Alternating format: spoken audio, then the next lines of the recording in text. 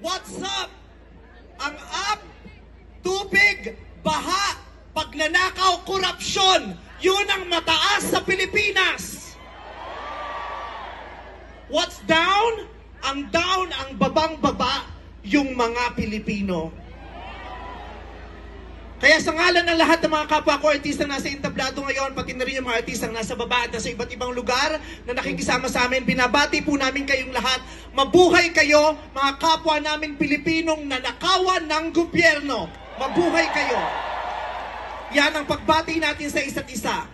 At para sa lahat naman ng mga politiko at bahagi na ng gobyerno na nagnakaw sa atin, nagnanakaw sa atin, mga nakatingin habang may nagnanakaw sa atin, mga kasama ng mga nagnanakaw sa atin, mga alam na may nagnanakaw pero hindi nagsasalita, mga kasama ng mga nagnanakaw, mga nagtatago ng magnanakaw, isa lang ang gusto naming sabihin sa inyong lahat. Patawad kay Father pero putang ina ninyo! Kaputa-putahan ng mga putang ina nyo! Katatapos lang ng misa, pero Panginoon, patawarin nyo kami, pero totoo yan. Ito ang wika ng lahat ng mga Pilipinong ninakawan, putang ina nyo! Putang ina nyo! Putang ina nyo! Putang ina nyo! Putang ina nyo!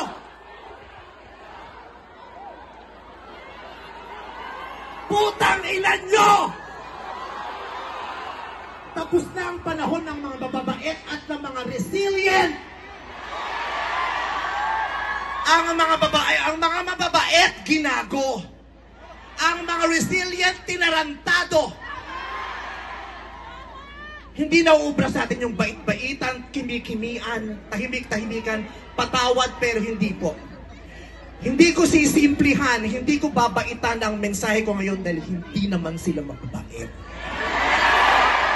Sa katunayan, mga hayop sila. So bakit natin babaitan ang mensahe natin? Hindi natin kakalmahan ang mga salita at kilos natin dahil deserve nila ang galit, ang pikon at poot ng mga nanakawang Pilipino. Hindi tayo pwedeng kumalma. Hindi pwedeng iiyak lang. Hindi pwedeng magtitiis lang, hindi tayo kakalma. Hindi ko kayang maging magalang sa kanila dahil mga bastos sila.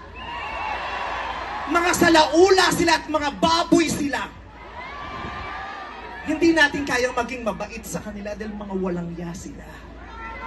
Hindi pwede. Hindi pwede. Yung mabait ka lang, mabuting asal ka. Hindi uubra sa kanila ang mabuting asal at mabait lang kasi nga mga demonyo sila. Kaya tama yan. Sumigaw lahat ng galit. Lahat ng galit na galit. Ang hindi matatapos ang galit bukas. Ang iparirinig ang galit hanggang hindi makulong ang mga putang inang magnanakaw.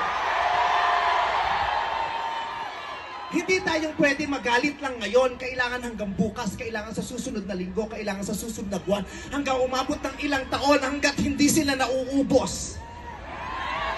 Walang mawawala sa atin kasi ubos na tayo. Kaya ang gagawin natin ngayon ay babawi na